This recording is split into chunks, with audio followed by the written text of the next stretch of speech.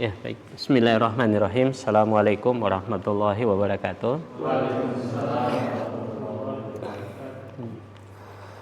Innal hamdalillah nahmaduhu wa nasta'inu wa nastaghfiruh wa na'udzu billahi min shururi anfusina wa min sayyiati a'malina may yahdihillahu fala mudhillalah wa may yudlilhu fala hadiyalah. Asyhadu an la ilaha illallah wahdahu la syarikalah wa asyhadu anna Muhammadan abduhu wa rasuluh la nabiyya wa la rasula ba'da.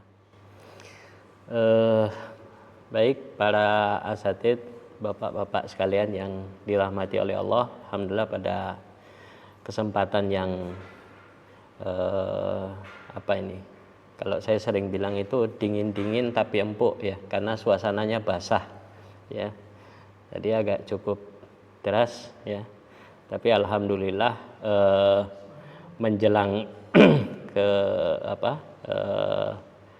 waktu yang ditentukan, alhamdulillah hujan sudah agak reda ya.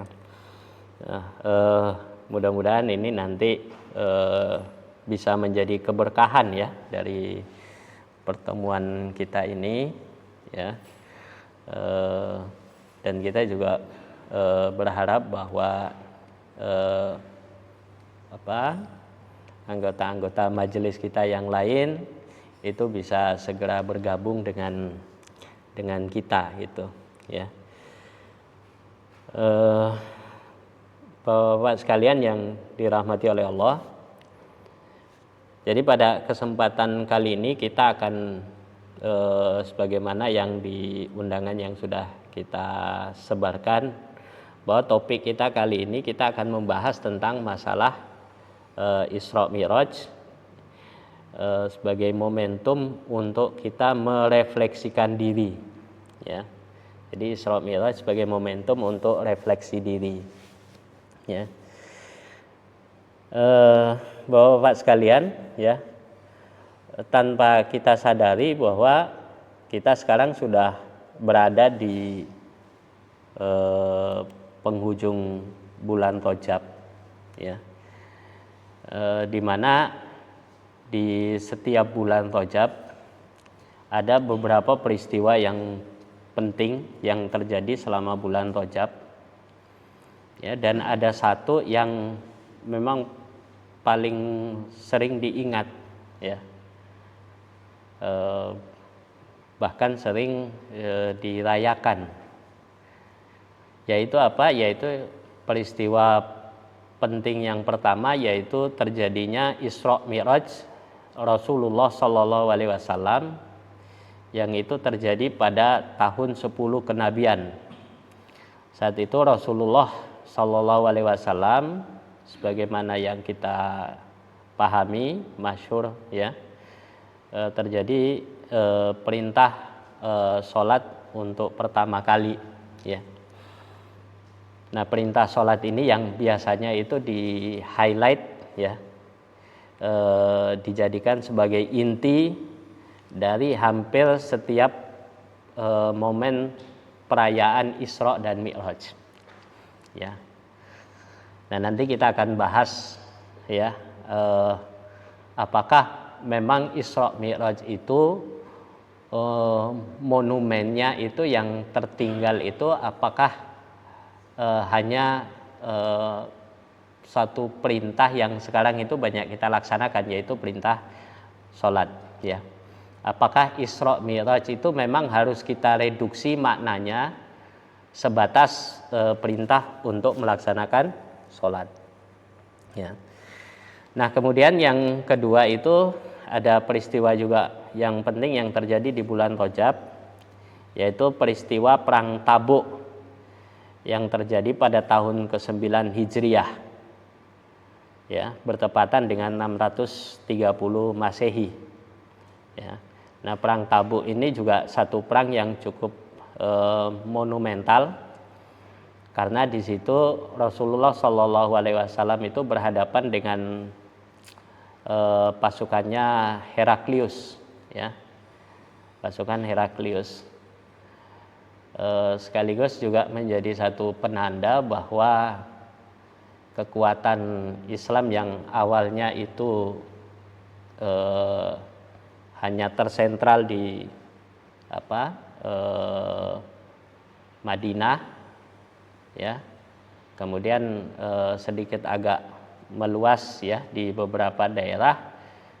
Kemudian dia berani menantang kekuasaan adidaya pada masa itu, ya, baik Romawi maupun Persia. Dan yang menjadi luar biasa lagi bahwa meskipun menjadi satu kekuatan baru, tapi mampu untuk kemudian mengalahkan ya kekuatan adidaya itu, ya. Jadi kalau kita bicara dalam konteks yang sekarang, mungkin nggak kita menang lawan si Trump? Ya. Ternyata sudah ada presidennya zaman dulu, gitu. Ya. Kan kemarin baru ada kejadian si Trump nangkap presiden Venezuela, ya. Nah, itu. Nah, makanya kan orang pada enak, kok bisa ya? Jadi ada satu presiden dari negara lain bisa nangkepin presiden dari negara yang berbeda, ya. Makanya publik kita kan menjadi liar, gitu. Kira-kira kalau di Konoha si Trump datang nangkap seseorang, kira-kira rakyatnya senang apa enggak, gitu. Nah, jadi kalau kita kembali ke zaman dulu itu sudah ada presidennya, ya. Kemudian yang peristiwa yang ketiga adalah Perang Yarmuk yang terjadi pada tahun ke-15 Hijriah, ya. Bertepatan dengan 636 Masehi. Saat itu kaum muslimin itu berhadapan dengan adidaya lain yaitu Romawi, ya. Nah, kemudian yang keempat peristiwa pembebasan Baitul Maqdis yang pertama kali yang terjadi pada tahun hampir berdekatan dengan peristiwa Perang Yarmuk, yaitu tahun 637 Masehi, ya. Nah, jadi ini peristiwa-peristiwa penting yang terjadi di bulan Rajab yang mestinya itu menjadi memori kolektif kita, ya. Ya, walaupun sebetulnya masih ada satu peristiwa yang lebih dramatis lagi, ya, yaitu ketika institusi Islam yang ditegakkan oleh baginda Rasulullah SAW di Madinah berjalan kurang lebih selama 14 abad, ya, eksisnya kekuasaan Islam. Kemudian dia dia diruntuhkan tepat pada tanggal 3 Maret 1924. Nah, 3 Maret itu bertepatan juga terjadinya itu di bulan Rajab, ya. Nah, kalau kita hitung berdasarkan pada kalender Hijriah, berarti kurang lebih sudah 105 tahun, ya. Institusi yang tegak 14 abad sekarang sudah lebih dari 1 abad umat Islam itu tidak memiliki kekuasaan Islam, ya. Jadi sudah 105, padahal kalau di dalam ijma sahabat itu ketiadaan atau kekosongan kepemimpinan Islam itu hanya diperbolehkan dalam 3 hari 2 malam, 3 malam 2 hari 2 hari 3 malam, ya. Nah, kalau sudah 105 tahun itu kira-kira sudah berapa 2 hari 3 malam, gitu, ya. Maka kemudian dikatakan mata walaisa fi unuki bai'ah mata mitatan jahiliyah, ya. Maka barang siapa, kata Rasulullah, yang mati sementara di atas pundaknya itu tidak ada baiat, tidak ada sumpah kepada khalifah, maka mata mitatan jahiliyah, matinya itu seperti matinya orang jahiliyah, ya. Nah, apa ciri matinya orang jahiliyah itu? Yaitu orang yang mati dalam ketiadaan kepemimpinan, ya. Jadi kalau kita mati sekarang itu ya berarti mati dalam ketiadaan kepemimpinan Islam, ya. Karena itu para ulama itu sering menyebut bahwa menegakkan kembali institusi ini yang menjadi min a'dhamul wajibat, ya, keutamaan seutama-utamanya kewajiban. Karena dengan hilangnya eksistensi kekuasaan itu, maka banyak perkara-perkara Islam itu yang kemudian tidak bisa diterapkan, ya. Perkara hudud, perkara jihad, ya, perkara ekonomi, ya, yang kaitannya dengan ekonomi makro itu tidak lagi kemudian bisa diterapkan, ya. Dan Rasul pernah menggambarkan itu ketika pernah memberikan satu paparan tentang apa yang kemudian akan terjadi dan menimpa umat Islam, ya, bahwa ikatan Islam itu akan lepas itu satu persatu, kan. Nah, yang lepas pertama kali itu adalah soal al-hukam, ya, pemerintahan. Kemudian yang terakhir itu adalah sholat, ya, sholat. Makanya kalau sekarang kita lihat berbagai macam ceramah itu mesti mentok-mentoknya itu solusi pamungkasnya itu sholat. Ini anak bapak ini tidak sholat, anak bapak ini terlibat narkoba, mungkin bapak itu kurang sholat. Gitu. Ya kan. Dan itu hampir semua. Tadi pagi juga saya ikut khotbah khotbah Jumat di tempat saya juga, ya, kembali lagi bahwa jangan-jangan bapak tidak sholat sehingga gitu. Ya. Nah, jadi namanya dia buhulnya kan terakhirnya di situ, maka itu jadi puncaknya daripada solusi yang ditawarkan, ya. Nah, itu termasuk juga peristiwa yang cukup penting, ya.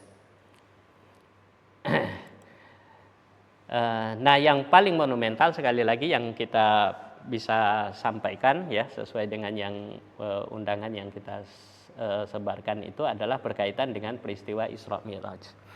Nah, berkaitan dengan peristiwa Isra Mi'raj ini, Allah Subhanahu wa taala berfirman di dalam Quran surat Al-Isra 17 ayat 1, ya. Subhanalladzi asra bi abdihi lailam minal masjidil haram ilal masjidil aqsal ladzi barakna haulahu. Ya. Jadi maha suci Allah, zat yang telah memperjalankan hambanya pada suatu malam dari Masjidil Haram menuju Masjidil Aqsa yang telah kami berkahi di sekitarnya, ya. Jadi ini satu peristiwa yang kalau dalam bahasa kita itu menjadi satu peristiwa yang sangat luar biasa, ya. Yang jangankan orang zaman sekarang, ya, mereka-mereka yang hidup pada masa lampau itu juga nggak bisa menerima nalar, ya, peristiwa Isra Mi'raj, ya. Jadi diceritakan itu di dalam peristiwa Isra Mi'raj itu Rasul itu melakukan perjalanan dari Masjidil Haram ke Masjidil Aqsa, kemudian dari Masjidil Aqsa kemudian naik ke Sidratul Muntaha, dan itu hanya ditempuh itu di dalam satu malam.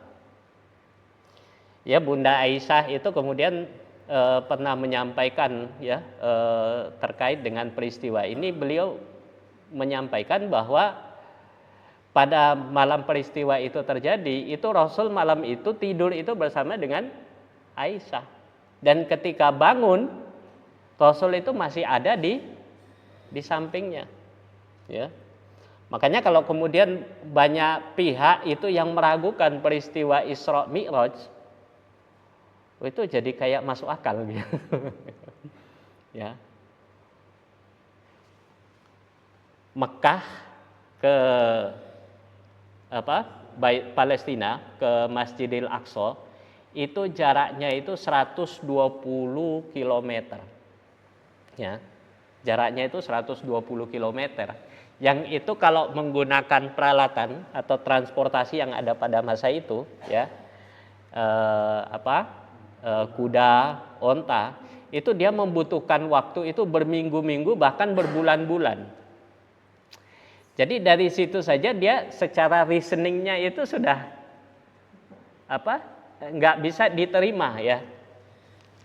Ya kalau orang sekarang mungkin yang ini agak masuk akal lah sekarang ya, karena banyak juga sekarang perjalanan 1 hari itu bisa ya ditempuh dengan cepat ya. Ya. Kalau sini ke Madinah 120. Kalau sini ke Papua itu berapa kilometer?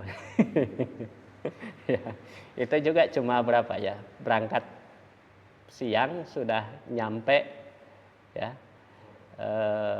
Kalau transitnya tidak terlalu lama, mungkin cuma 4 atau 5 jam ya. Jadi jaraknya cukup jadi dekat ya.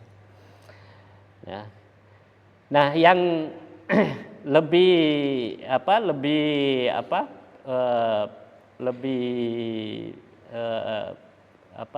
dramatis lagi itu adalah peristiwa Mi'raj ya.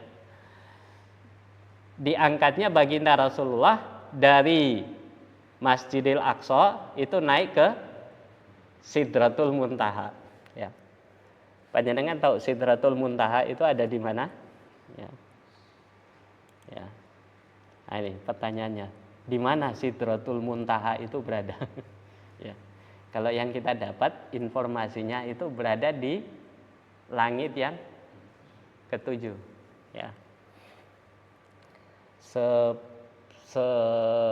Semaksimalnya jangkauan mata penglihatan kita, ya, itu kalau menurut hitung-hitungan matematis itu bisa ditempuh selama 27 miliar tahun cahaya. Ya. Padahal itu masih di langit yang pertama ya. Ya kalau kita mau bikin ilustrasi, kira-kira ilustrasinya begini ya. Kita ini sekarang ini kan ada di bumi ya. Nah, bumi ini adalah bagian daripada tata surya ya, yang dia mengorbit itu mengitari matahari ya. Termasuk juga dengan planet-planet yang lain kan. Ada 9 atau 10 saya udah nggak hafal gitu. Pokoknya terakhirnya Pluto ya. Cuma enggak tahu, terakhir Pluto katanya sudah dicoret ya dari daftar planet ya. Ya. Jadi muter itu ya. Nah, kemudian kumpulan dari tata surya itu membentuk galaksi. Bumi ini itu adalah bagian daripada galaksi Bima Sakti ya. Namanya galaksi Bima Sakti.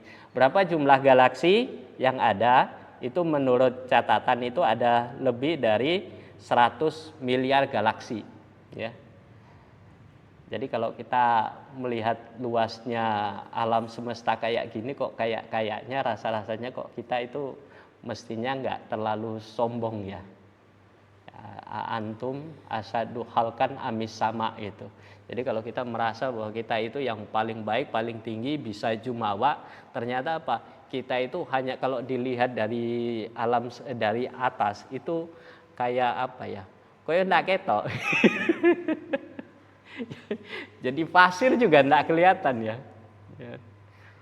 Kita aja merasa bahwa kita ini yang berkuasa di bumi. Tapi kalau kita naik pesawat itu berasa kayak kita itu kayak enggak ada gitu. Ya, jadi kayak terbalik. Ya.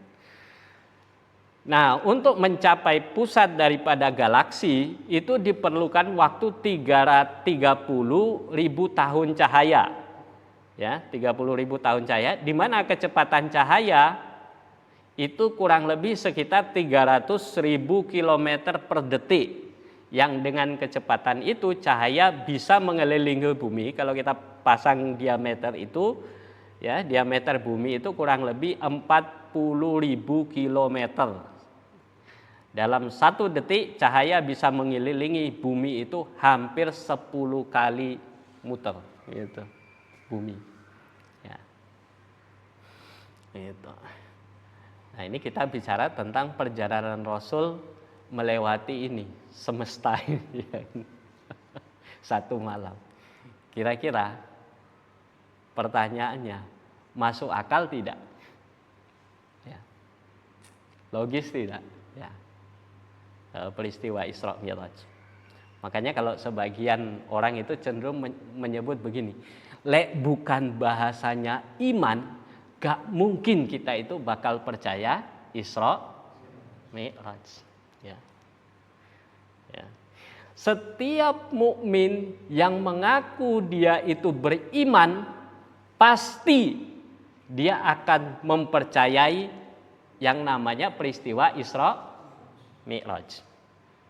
Percaya Isra Mi'raj? Percaya. Percaya Isra Mi'raj?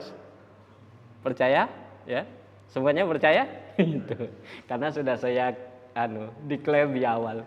Siapa saja yang beriman pasti. Artinya kalau ada yang mengatakan bahwa saya tidak percaya Isra Mi'raj, berarti dia tidak beriman. Itu kafir. Ya. Ya. Begitu ya. Itu. Nah. Nah, maka kemudian apa? Ini patut yang kemudian menjadi teladan kita ya. Jadi ada satu fragmen ya, ketika pasca terjadi peristiwa Isra Mi'raj, itu beberapa orang Quraisy itu datang untuk kemudian menemui sahabat yang bernama Abu Bakar As-Siddiq ya. Jadi mereka datang untuk menemui Abu Bakar As-Siddiq ya. Untuk apa? Untuk ditanyai pendapatnya tentang peristiwa Isra Mi'raj ya. Karena pasca terjadi peristiwa Isra Mi'raj itu sebagian kaum Quraisy yang awalnya masuk Islam itu kemudian mereka kembali kepada kesyirikan. Mereka kembali murtad dari agama. Kenapa? Karena tidak mempercayai peristiwa ini, nggak masuk akal gitu. Kalau yang sebelum-sebelumnya ceritanya masih masuk lah. Kalau ini udah bahasanya mungkin agak ngelantur lah ya.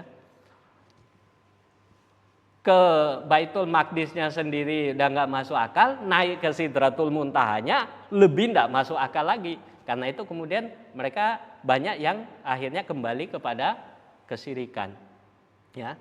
Nah kemudian ini juga yang coba dilakukan oleh mereka itu kepada Abu Bakar ya. Makanya mereka mendatangi Abu Bakar, kemudian mereka bertanya, wahai Abu Bakar, bagaimana pendapatmu tentang sahabatmu ini? Gitu. Rasul ya. Kenapa? Karena ia mengaku bahwa dirinya telah mengunjungi Baitul Maqdis tadi malam dan sholat di sana serta kembali ke Makkah pada malam itu juga. Ya.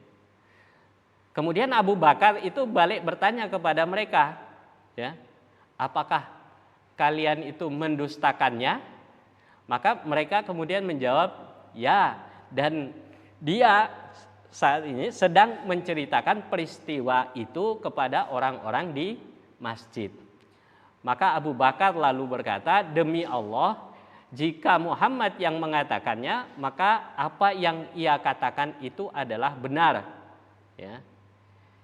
Jadi Abu Bakar As-Siddiq itu dia tidak mengomentari peristiwanya, ya, tapi dia mempercayai peristiwa itu karena dia percaya kepada Nabiullah Muhammad Sallallahu Alaihi Wasallam, ya, gitu, ya. Nah ini yang juga jadi sesuatu yang sangat luar biasa, gitu, ya. Bahkan kemudian Abu Bakar itu sampai mengatakan begini, dan demi Allah, seandainya ada yang lebih tidak masuk akal ya kalau bahasa kita dari cerita tadi itu, saya tetap itu akan percaya sepanjang yang menyampaikan peristiwa itu adalah baginda Rasulullah Shallallahu Alaihi Wasallam. Ya. Ya. Jadi kita bisa bayangkan betapa Abu Bakar itu sampai pada selevel itu keimanannya kepada baginda Rasulullah Shallallahu Alaihi Wasallam, ya, sampai kemudian gara-gara peristiwa ini Abu Bakar itu kemudian dia mendapatkan pujian dari Rasulullah Shallallahu Alaihi Wasallam, ya, kata Rasul, lau wusina iman Abu Bakar, ya, jadi kalau seandainya ditimbang imannya Abu Bakar, ya, min ahlil ardi, ya, dibandingkan dengan penduduk bumi secara keseluruhan, maka timbangan imannya Abu Bakar itu jauh lebih berat dibandingkan dengan seluruh penduduk bumi, ya. Kenapa? Karena yang ini kan sudah luar biasa gitu. Ya. Untuk apalagi untuk ukuran pada masa itu ya. Makanya kalau kita baca misalnya di dalam kitabnya Rawaskol Ahji itu, Qira'atus Siyasa li Siratin Nabawiyah, beliau itu menyebut peristiwa Isra Mi'raj itu sebagai mukjizat. Kenapa? Karena peristiwa ini hampir mengabaikan seluruh hukum-hukum alam. Ya. Pertanyaan mengapa, bagaimana itu sampai sekarang itu tidak bisa dijawab oleh ilmu fisika, oleh saintifik ya. Kalau satu malam itu kalau ada seorang astronom itu dia menghitung begini ya. Berapa kecepatan cahaya berapa kecepatan Rasul itu kemudian bisa sampai ke sana ya.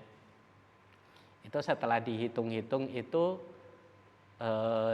jumlahnya itu adalah 108 juta kali dibandingkan dengan kecepatan cahaya. Gila nggak itu? Ya kan? Artinya apa? Artinya itu semua hukum alam itu mental semua, ya. Kalau ada barang fisik itu kecepatannya secepat itu baru sampai di titik mana itu dia sudah musnah, hilang gitu, ya. Kita kalau nonton film apa ya? Biasanya film yang ngantar kita ke dunia lain itu kan kayak sekelebat cepat itu kan sampai bibir goyang gitu ya kan. Itu kalau makin cepat itu udah entek gitu ya. Ya. Kita aja kadang kalau naik kendaraan kecepatannya tinggi itu kan berasa kayak jantung mau hilang gitu. Bukan tubuh yang hilang, jantungnya yang mau hilang gitu. Makanya ini saya kalau dibonceng sama Mas Mukti itu kadang berasa kayak jantung saya ketinggalan agak jauh gitu. Gitu. Apalagi kalau mau lampu merah gitu, gas banget gitu. Ya. Jadi bisa lenyap gitu, ya. Pertanyaan bagaimana Rasul itu dia bisa menghilangkan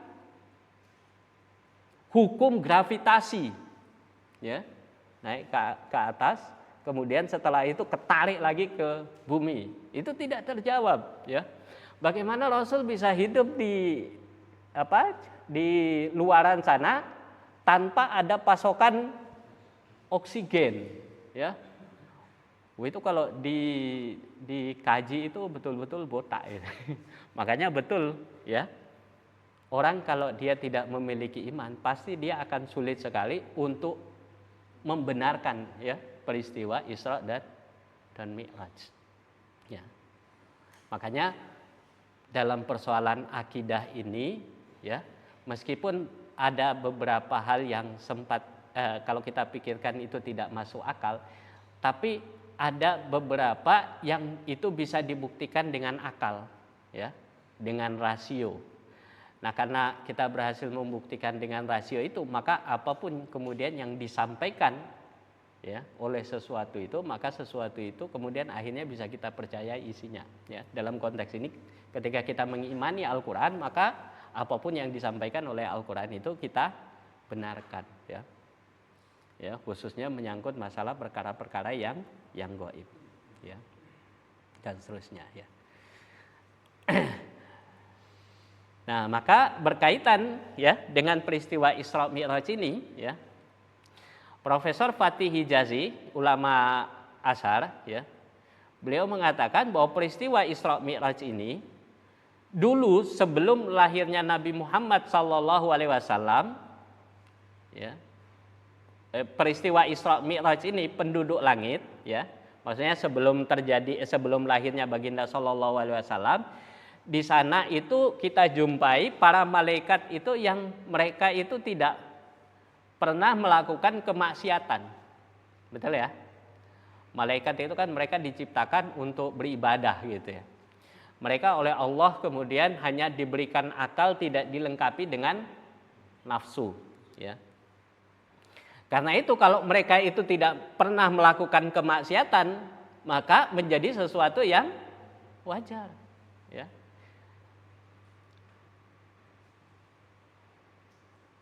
Nah, sebaliknya ya. Jadi kenapa kemudian mereka dikatakan punya kemuliaan?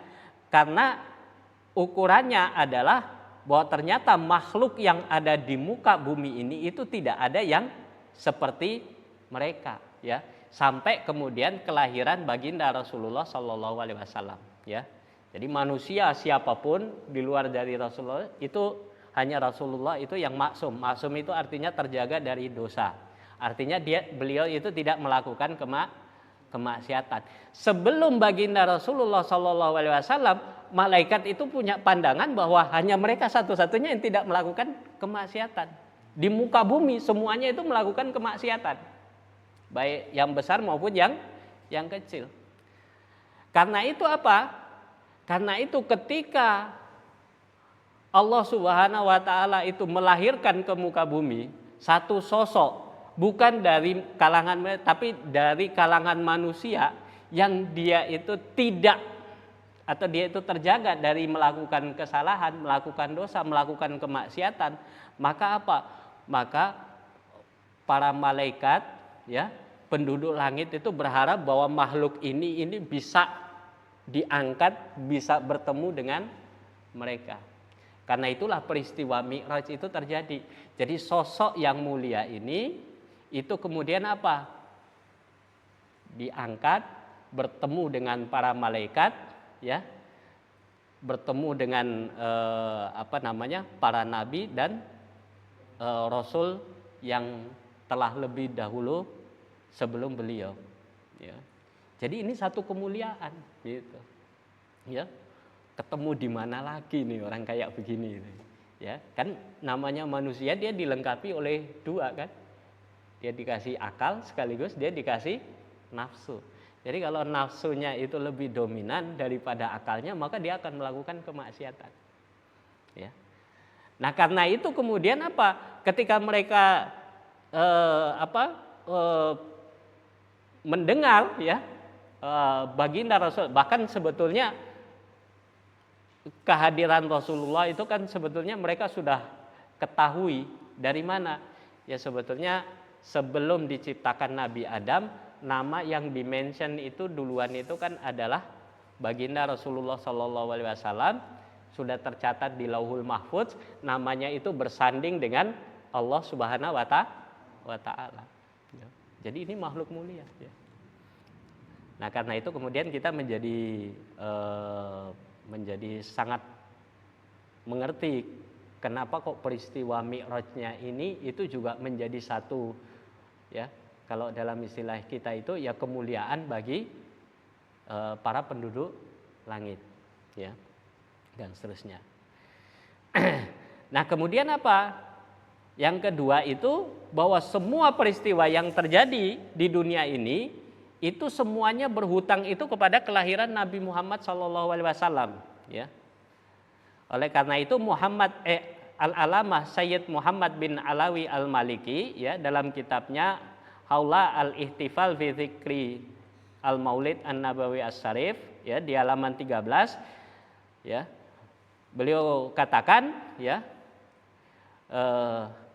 laula maulid, ya, jadi seandainya saja tidak ada kelahiran Nabi Muhammad SAW, ya, la makana Isra, tidak mungkin tidak akan terjadi peristiwa Isra, ya. Itu. Jadi kalau kita lihat ada peristiwa besar, ya karena ada sosok namanya baginda Rasulullah SAW, ya. Tidak mungkin juga terjadi peristiwa perang Badar kalau tidak ada sosok Rasulullah SAW. Tidak mungkin ada Fatu Mekah kecuali setelah ada baginda Rasulullah SAW. Karena itu Al-Alamah Sayyid Muhammad bin Alawi Al-Maliki itu mengatakan bahwa dunia itu sesungguhnya berhutang kepada kelahiran Nabi Muhammad SAW. Ya. Karena itu kita bisa lihat bagaimana sosok yang sangat mulia ini ketika dari sebelum kelahirannya saja itu beliau itu sudah dijaga betul, ya. Ya. Ketika beliau lahir kecil itu juga di dalam penjagaan Allah Subhanahu wa taala, ya. Padahal kita tahu ini anak ini kalau diketahui oleh orang-orang yang tidak menyukai risalah ya langit, ya kan? Ini udah dikejar-kejar ini, udah dibunuh-bunuh gitu. Ya, makanya dulu ada fragmen kisah ketika ada satu pendeta itu yang kemudian berpapasan dengan Nabi Muhammad bersama dengan pamannya, kemudian minta supaya segera ini dibawa pulang ini anak, kalau ketahuan sama Yahudi ya, itu akan dibunuh ya. Karena orang Yahudi juga sudah mendengar sebetulnya bahwa akan ada nabi yang akan menggantikan kekuasaan yang sebelumnya diberikan itu kepada nabi-nabi dari Bani Israel gitu. Ya, jadi seluruh nabi-nabi yang kita kenal itu kan pemimpin dari Bani Israel. Ya. Karena itu ini dijaga betul ya, sampai kemudian dia bisa besar ya, kemudian akhirnya dia menjadi nabi ya. Sebagaimana yang bisa kita lihat diabadikan oleh Allah Subhanahu wa taala di dalam Quran surat Ad-Duha surat ke-93 ayat 6, alam yajidka yatiman fa'awah ya. Bukankah dia mendapatimu sebagai seorang yatim lalu dia melindungimu ya. Jadi ini sosok yang memang dijaga langsung oleh Allah Subhanahu wa taala. Ya. Nah, itu yang pertama ya. Jadi kalau kita lihat peristiwa Isra Mi'raj itu adalah kemuliaan bagi para penduduk langit. Nah, tapi Profesor Rowas Qol-Ahji itu juga menyampaikan bahwa sesungguhnya peristiwa Isra Mi'raj ini juga adalah merupakan kemuliaan bagi baginda Rasulullah Shallallahu Alaihi Wasallam. Ya. Kenapa? Ya. Jadi Profesor Rowas Qol-Ahji dalam kitabnya Qira'atus Siyasah li Sirah Nabawiyah, ya, beliau katakan bahwa setelah menghadapi berbagai macam penyiksaan fisik sejak pamannya Abu Thalib meninggal, kemudian setelah menderita tekanan mental akibat istrinya Khadijah ya yang sangat tercinta itu meninggal, dan setelah menelan pil pahit kegagalan cita-cita beliau ya ketika pergi ke Taif, maka Allah hendak menghormatinya dengan perjalanan yang penuh berkah ini, yakni perjalanan Isra dan Mi'raj ya. Makanya apa? Makanya oleh beliau itu dikatakan peristiwa Isra Mi'raj itu dia tidak bisa dilepaskan dengan peristiwa sebelum maupun sesudah gitu. Apa peristiwa sebelumnya ya? Nah, peristiwa sebelumnya itu yang kemudian diceritakan oleh beliau ini yang kita kenal atau di dalam sejarah itu dikenal sebagai Amul Husni ya, atau tahun duka cita ya. Kenapa disebut tahun duka cita? Karena yang selama ini menjadi pelindung dakwah Rasulullah itu meninggal ya. Abi Thalib pamannya ya, yang penguasa di penguasa di Makkah ya, yang selama ini menjadi bumper dari dari aktivitas dakwah Rasulullah itu meninggal ya. Jadi hilang lagi satu kaki yang memungkinkan Rasul itu bisa terus berdakwah di tengah masyarakat Makkah. Ya. Belum berapa lama kemudian istrinya Khadijah itu juga meninggal.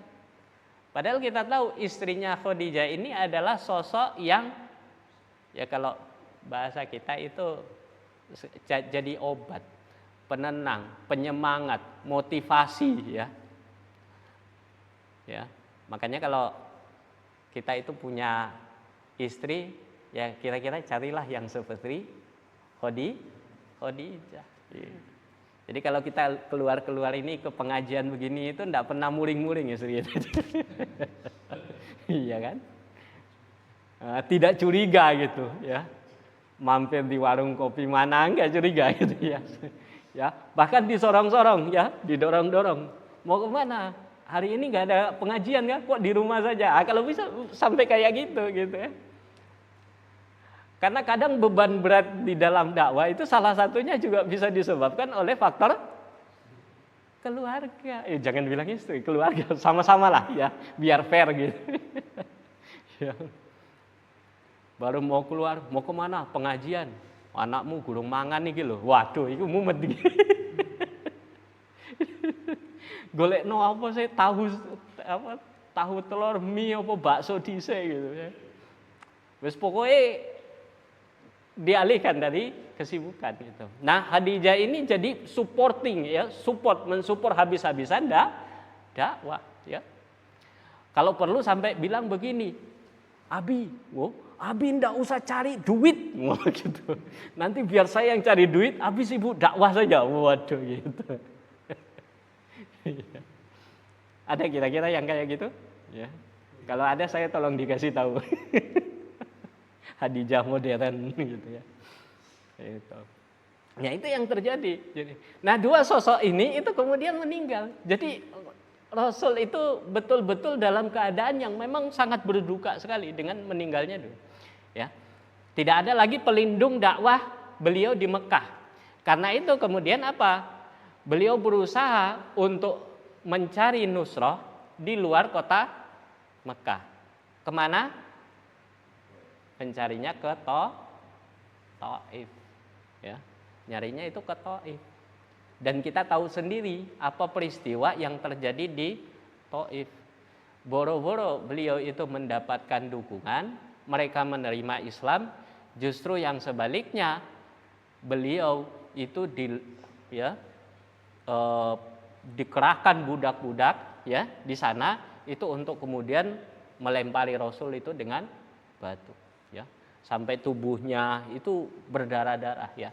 Bahkan sampai di dalam salah satu riwayat itu bahkan diceritakan antara kaki dengan sandal beliau itu tidak bisa dilepas, tidak bisa dipisah. Kenapa? Karena disambungkan atau dihubungkan dengan darah yang mengucur itu dari kakinya. Itu peristiwa Isra Mi'raj ya. Yang kemudian beliau lari ke satu kebun ya. Kebun milik siapa? Utbah ya. Di sana kemudian beliau dengan sangat betul-betul dalam keadaan yang betul-betul sangat sedih sekali ya. Itu berdoa kepada Allah yang doanya itu langsung bisa membelah langit. Masih ingat doanya ya? Allahumma ilaika ya. Ya Allah, bagimu asku da'fa kuwati. Aku adukan tentang apa? Da'fu kuwati. Ya, tentang lemahnya kekuatanku. Ya. Wakilata hilati ya. Dan minimnya usahaku ya. Wahawani ala nas, dan keterbatasanku itu di hadapan manusia. Itu sampai dicurhati Allah itu oleh baginda Rasul begitu ya. Anta Rabbul Mustad'afin, kata Rasul begitu. Wahai Allah, engkau adalah Tuhanku dan Tuhannya dari orang-orang yang lemah ya, mustad'afin ya. Wa anta rabbi ila man takiluni ya. Engkau Tuhanku dan kepada siapakah aku itu nanti akan engkau serahkan. Ila ba'idin yatajahamuni am ila aduwi malakathu amri ya. Apakah kepada orang-orang yang mereka itu berwajah masam ya, mukanya itu muram, ataukah kepada musuh ya, yang musuh itu engkau kuasakan aku kepadanya gitu ya. Jadi ini doa itu yang sangat ya, makanya kemudian Aisyah itu pernah ya suatu waktu itu bertanya pada Rasul, mana dari sekian kejadian atau peristiwa itu yang betul-betul kalau dalam bahasa kita itu sangat membekas gitu. Ya. Menurut penuturan Aisyah dari Rasul itu adalah peristiwa yang terjadi di Taif. Ya. Ya. Jadi sangat bersejarah itu pertemuan ya di Taif. Nah, ini peristiwa ini yang kita lihat itu sebelum terjadinya peristiwa Isra Mi'raj ya. Nah, karena itulah kemudian apa? Berangkat dari situ ya. Bahkan ada riwayat itu yang menjelaskan bahwa setelah dari Taif itu para malaikat itu turun kan, ya, turun. Kemudian setelah itu apa? Menawarkan kepada baginda Rasulullah, apa enggak kita angkat ini gunung ini, kemudian kita timpuk itu kepada penduduk Taif, ya. Tapi karena rahmatnya ya Rasulullah ya, karena sifat ya rahmat ya dari beliau, akhirnya apa? Beliau hanya menyampaikan bahwa ya berdoa agar supaya nanti kelak dari penduduk Taif itu ada yang anak keturunannya itu menyembah Allah Subhanahu wa taala, ya. Coba kita bisa bayangkan kalau kita dijahatin orang, kira-kira apa yang kita lakukan gitu. Hah? Coret ya. Sumpah kalau perlu apa? Gue doakan lu ya. Lu sengsara beserta dengan anak keturunan. Kalau bisa sampai 7 turunan itu menderita gitu. Itu kalau kita sudah saking keselnya itu sama seseorang. Nah, ini Rasul enggak gitu. Ya. Justru Rasul itu mendoakan mereka agar apa? Kelak nanti dari anak-anak mereka itu, keturunan-keturunan itu ada yang menyembah Allah Subhanahu wa taala. Ya. Jadi itu ditimpuk gitu ya. Padahal kalau kita pikir itu kalau ditimpuk seru juga kayaknya itu ya. Kayak puas gitu ya. Ya, yang ditawarin Rasul tapi yang getem-getem itu kita gitu ya. Ya, dan seterusnya. Ya. Nah, maka setelah peristiwa Isra Mi'raj setelah peristiwa yang di Taif itulah, maka kemudian Allah Subhanahu wa taala itu menghadiahkan Isra Mi'raj ya baginda Rasulullah sallallahu alaihi wasallam. Gitu, ya. Jadi kalau ya ini makanya ini kalau antum punya bukunya ini bagus ini untuk dibaca ya. Ya, nggak tahu sudah ada yang punya apa belum ya. Ini versi lama sih, kalau yang baru ada juga ya, versi terbitan Al-Azhar ya. Ya. Makanya kalau kata beliau itu kalau di sini itu saya kutip ya.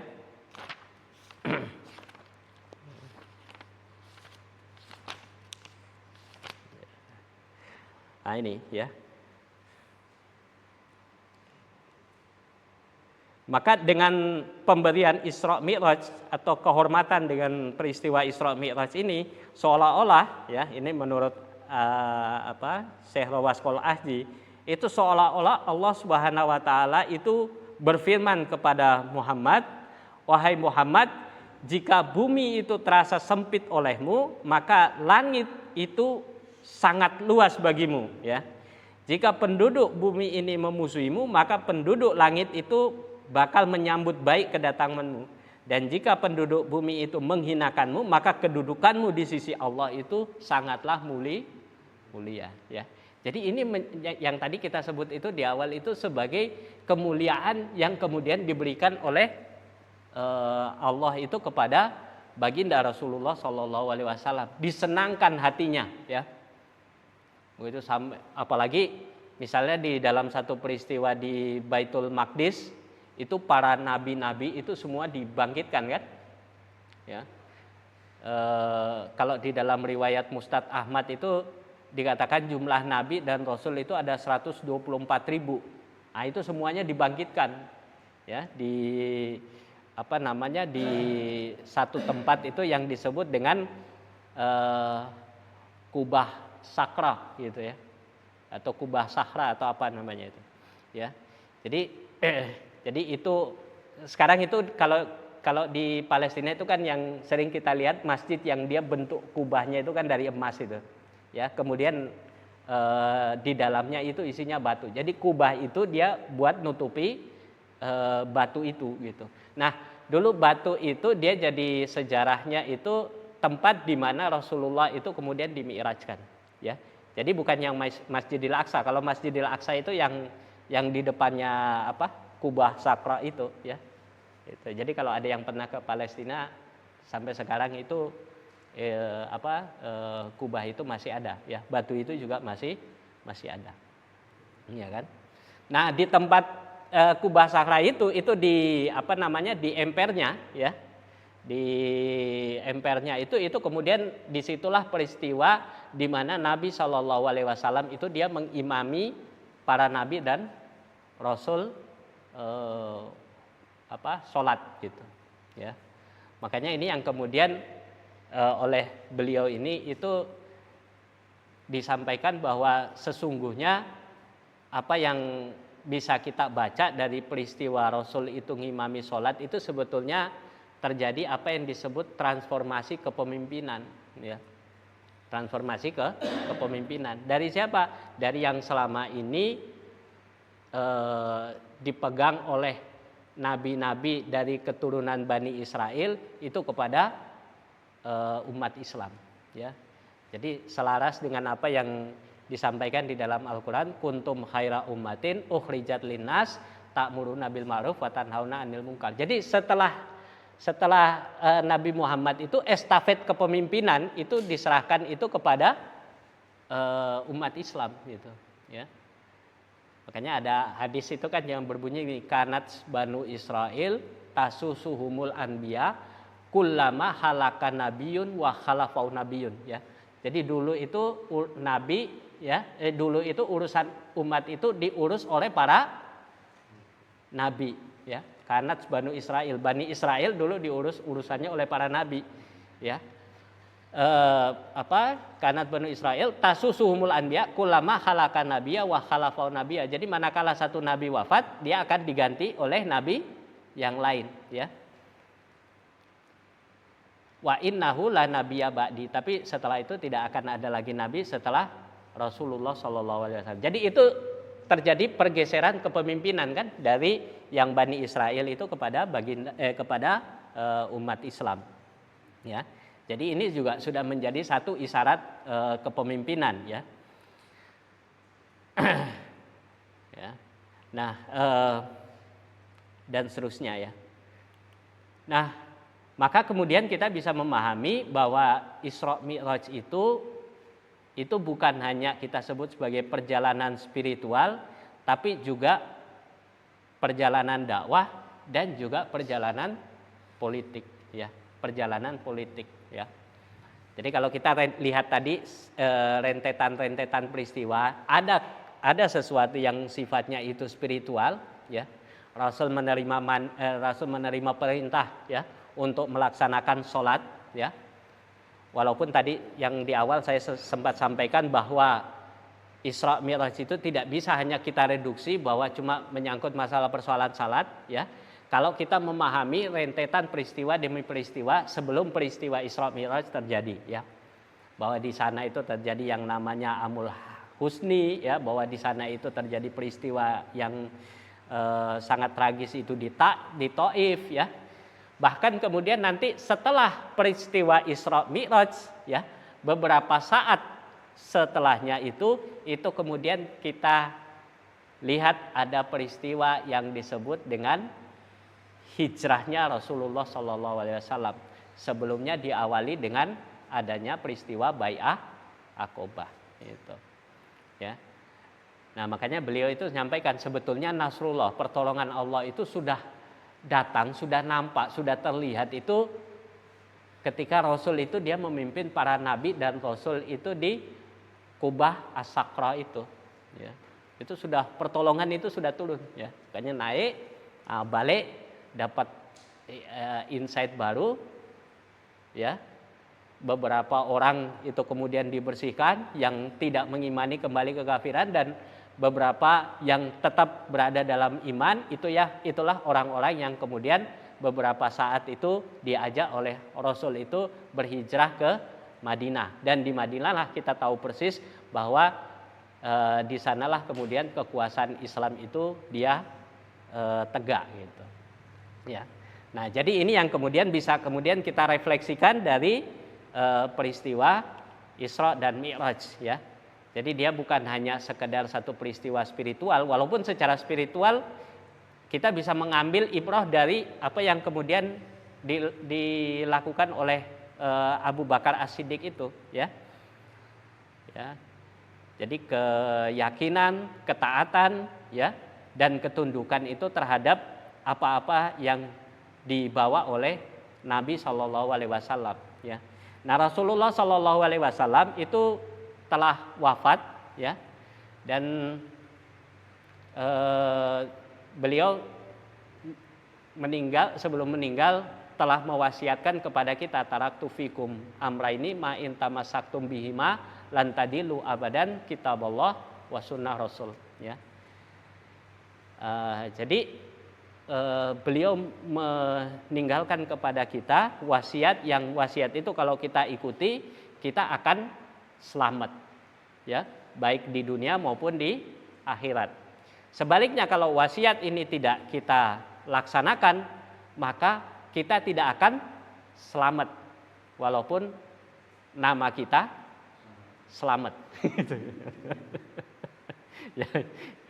Jadi gitu, ya. Jadi si selamat harus, ya, melanjutkan, ya, menjalankan wasiat dari Rasulullah Shallallahu Alaihi Wasallam, yaitu apa? Melaksanakan isi Al-Quran, ya, karena itu adalah merupakan warisan dari Nabi Shallallahu Alaihi Wasallam, ya. Makanya kemudian apa yang bisa kita refleksikan adalah bagaimana kemudian itu kita bisa meneladani Nabi dalam segala sisi, ya. Dari aspek keyakinan, seorang muslim yang berkepribadian Islam itu menjadikan landasan dari setiap perbuatannya itu hanya mengharap ridho Allah, ya, tidak keridhoan manusia, ya. Jadi jangan sampai keridhoan kita terhadap manusia itu membuat kita itu justru lancang kepada Allah Subhanahu wa taala, ya. Nah, misalnya ada yang suka ngambil riba nggak enak sama bos, nggak enak sama istri, nggak enak sama ini, istri yang nyuruh macam-macam. Jadi jangan sampai kita menyenangkan manusia dengan jalan apa? Kita justru mengundang kemurkaan Allah Subhanahu wa taala, ya. Yang kemudian nanti di akhirat kita tidak mendapatkan syafaat dari Nabi. Nah, kemudian dari aspek ibadah, menunaikan segala yang diperintahkan seperti sholat, zakat, haji, zaum, ya, serta melaksanakan yang lebih daripada itu, qiyamul lail, memperbanyak ibadah sunnah, saum sunnah, berhaji dan umroh, ya, bagi yang mampu, ya.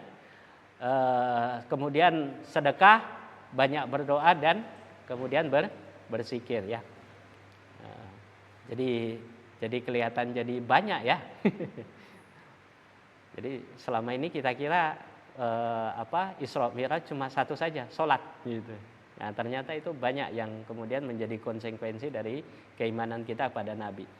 Nah, dari aspek akhlak, berhias dengan akhlak terbaik dan yang paling dicintai Allah seperti jujur, bisa dipercaya, hati-hati dalam setiap ucapan dan perbuatan, menunaikan amanah, ramah namun tidak lemah, serta menjauhi pembicaraan sia-sia, dusta, sombong maupun riya. Lalu dari aspek muamalah, seorang muslim yang berkepribadian Islam melakukan interaksi dengan tetap terikat kepada hukum syariah yang berkaitan dengan segala urusan kehidupannya, serta memenuhi syarat dan ketentuan jual beli, tidak menipu, menimbun, apalagi melakukan transaksi riba. Kenapa?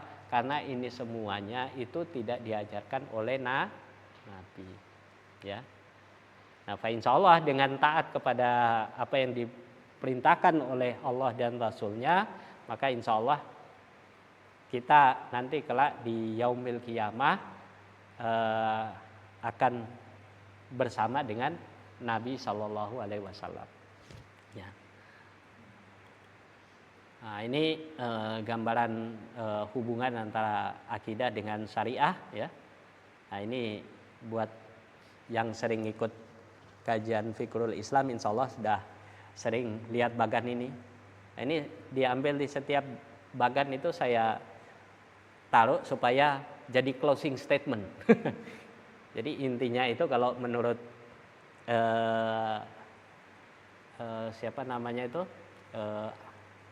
penulis kitab Al-Islam Aqidatun wa Syariatun, ya, beliau menyampaikan bahwa kalau diperas-peras sebetulnya Islam itu hanya ada dua, yaitu apa? akidah dan syariah. Ya. Akidah itu amal kolbu, sementara syariah itu adalah amalan yang bersifat fisik. Ya. Dan seterusnya. Semoga bermanfaat. Insya Allah berlanjut pada pertemuan berikutnya. Ya, baik. Itu berapa jam? Banyak sekali. Ya, itu ya materi saya kembalikan kepada Pak Slamet ya selaku moderator.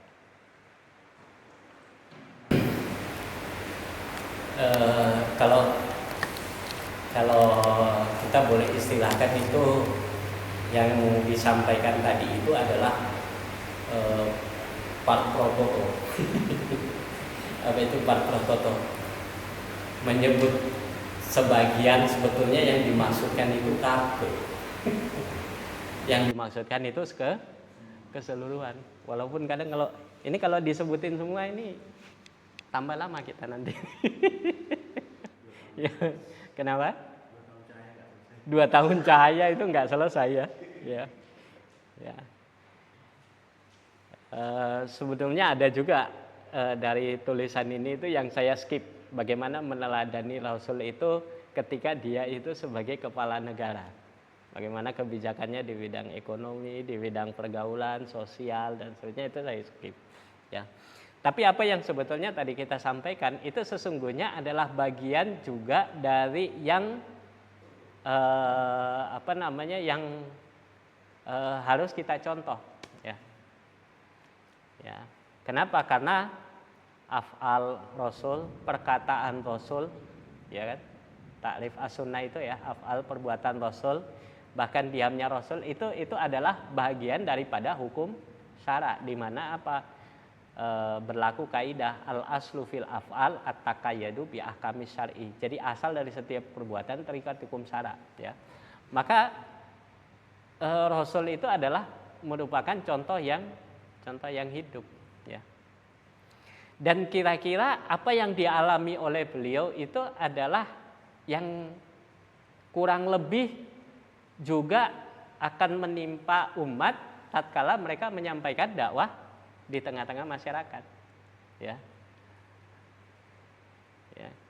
Kalau kita bisa petakan itu kan sebetulnya level penolakan masyarakat itu kan nggak ujuk-ujuk sampai kemudian Rasul Taif kemudian mau hijrah dibunuh, itu enggak. Ya. Itu berawal dari pertama apa? Pengingkaran. Ya. Pengingkaran, ya. Atau nyebut aneh-aneh lah, ya. Rasul itu tukang sihir. Jangan dengar kata-katanya, ya. Dia lagi ngimpi, ya. Kayak gitu-gitu, ya. Antum ini kan sering dapat komentar gitu juga kan? Jangan bermimpi, ya. Kemudian apalah, ya. Pokoknya makanya kalau kita merasa bahwa kok pengajian itu kok isinya mek sameni gitu ya, beda kalau ada acara konser, waduh kayak penuh gitu ya, atau pengajian yang banyak orang nyanyi-nyanyi begitu ya, itu banyak. Kalau kita itu susah banget gitu ya, nyari orang di majelis, nah gitu ya, untuk hadir di majelis, ya. Nah jadi memang begitu. Tapi Rasul itu kan atau Allah itu kan memerintahkan kepada kita itu di dalam dakwah itu kita dituntut untuk sabar, ya betul ya.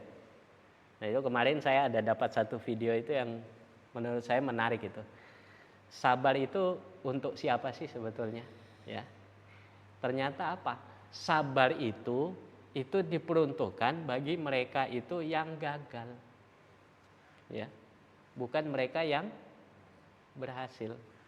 Paham maksudnya ya? Ya. Jadi misalnya kalau kita jadi sales ini, ya. Kita dagang barang, ya. Begitu kita bawa barang 10, kita tawarkan, itu laku semua. Ya, kira-kira kita omongin apa ke dia? Sabar ya Mas ya, sabar. Cocok nggak? Nggak cocok kan? Gitu. Karena kalau orang dia berhasil, yang kita berikan kepada dia apa? Selamat ya Mas ya, selamat, tingkatkan lagi, kan begitu gitu.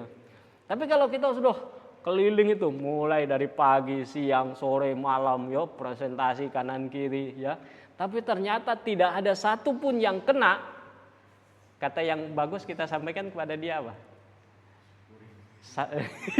Jangan disyukurin gitu, syukur lu gitu, enggak boleh ya. Kita kasih sabar gitu ya. Makanya kalau kita itu mengajak umat, mengajak orang untuk kemudian hadir di dalam kajian dan sering menolak, ya sabar gitu. Ya. Jangan kajian nggak ada orang, kapok aku, ya. Besok nggak usah bikin lagi, nggak ada yang datang gitu, ya. Kayak kajian inilah ya. Mau hujan, ada yang datang nggak ya gitu. Nah, kira-kira kalau nggak ada yang pada datang tadi, bulan depan kita bikin lagi nggak ini? Nah, kalau kita bikin lagi berarti itu termasuk orang sabar. Kalau kita bubar berarti kita orang yang tidak sabar gitu. Ya. Gitu. Nah, setelah diragukan ya, dianggap tukang sihir, kemudian naik lagi meningkat tekanan kepada Rasul. Apa tekanannya? Tekanannya itu mereka diboikot secara ekonomi. Nggak ada boleh penduduk Quraisy boleh ya boleh berurusan dengan Nabi dan teman-temannya. Itu dibikin boikot seperti itu. Ya. Cuma karena Nabi dan para sahabat itu sudah ditransfer dengan pemikiran bahwa rezeki itu bukan dia yang menentukan, tapi yang menentukan Allah. Maka kemudian apa? Mereka easy going aja tuh, jalan terus. Ya, meskipun diboikot secara ekonomi. Di kita apa ada yang kayak begitu? Ada. Ya, sampean makan dari pemerintah kan? Sampean itu dikasih makan dari sini kan? Makanya apa? Jangan ngeritik, jangan kasih masukan. Kalau kasih masukan besok sampean tak pecat jadi PNS, pegawai negeri sipil. Bukan apa tadi itu tadi? Penghuni surga apa tadi? Pemuda penerus nabi. Lupa saya. Itu sampai meningkat kayak begitu, di boikot dah. Nah, setelah diboikot itu diintimidasi, diteror ya. Bahkan ada yang sampai mendapatkan siksaan secara fisik ya. Bilal bin Rabah itu disetrika ya, dicemeti ya. Sahabat Ammar bin Yasir, ibunya itu ditombak terus. Ya, mohon maaf, ditombak di bagian kemaluan itu sampai tembus gitu. Agar apa? Suruh meninggalkan dakwah. Ya. Nah, baru kemudian yang terakhir itu, nah ini yang ngeri-ngeri sedap, yang terjadi dan menimpa Rasul. Apa itu? Rasul ketika mau peristiwa hijrah itu direncanakan untuk dibunuh. Ya. Rasul kan direncanakan untuk dibunuh. Ya. Tapi kemudian Allah menjaga Nabi, berhasil dia keluar dari Mekah. Kemudian orang Quraisy hanya mendapati di atas tempat tidurnya Rasulullah itu Ali bin Abi Thalib. Ya. Nah, di sana diproklamirkan berdirinya kekuasaan Islam. Nah, pertanyaannya, apa yang terjadi pada Ali bin Abi Thalib? ada kisah? Setelah ternyata dibuka gitu ya, waduh, Ali nih.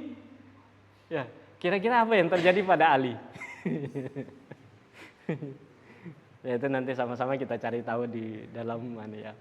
Jadi ini yang perjalanan dakwah Rasul, dan itulah sunnatullah ya. Makanya kalau di kajian itu seringkali dibedakan, ada yang disebut dengan sirah, ada yang disebut dengan tarikh. Kalau sirah itu wajib untuk kemudian kita ambil, karena itu bagian daripada hukum syara, sirah. ya perjalanan Nabi. Kalau tarikh itu tidak wajib untuk diambil karena dia itu bukan merupakan sumber hukum syara.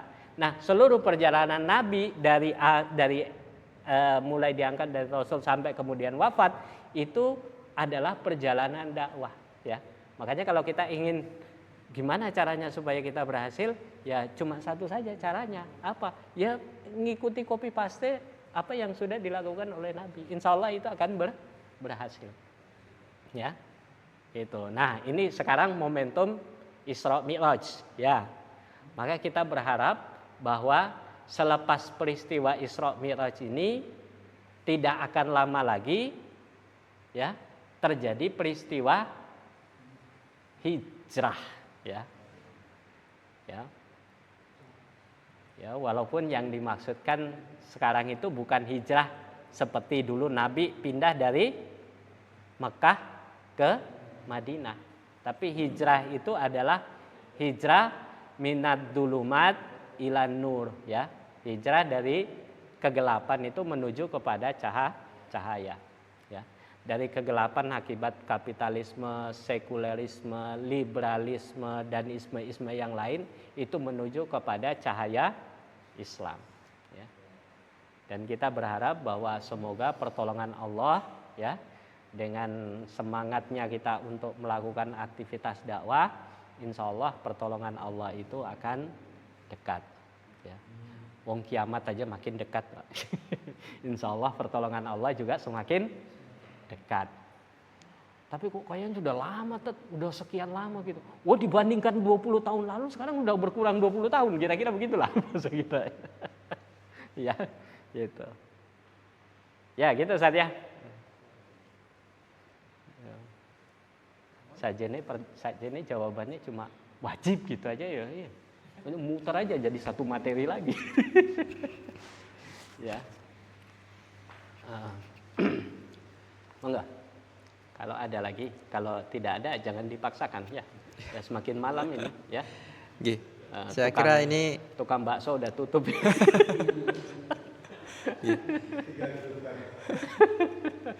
Nggih, ini saya kira sudah ke malam dan kita cukupkan majelis ini, ya.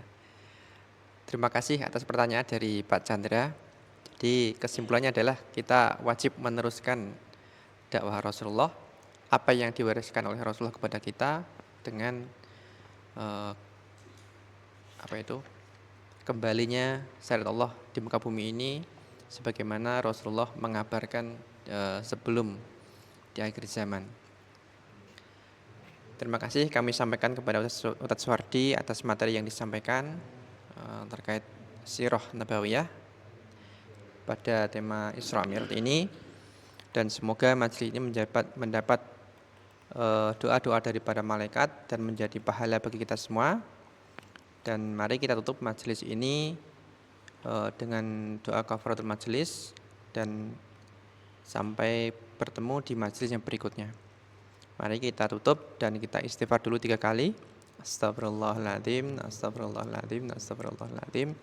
Subhanakallahumma wa bihamdika asyhadu an la ilaha illa anta wa astaghfiruka wa atubu ilaik. Wassalamualaikum warahmatullahi wabarakatuh. Waalaikumsalam warahmatullahi wabarakatuh. Alhamdulillah.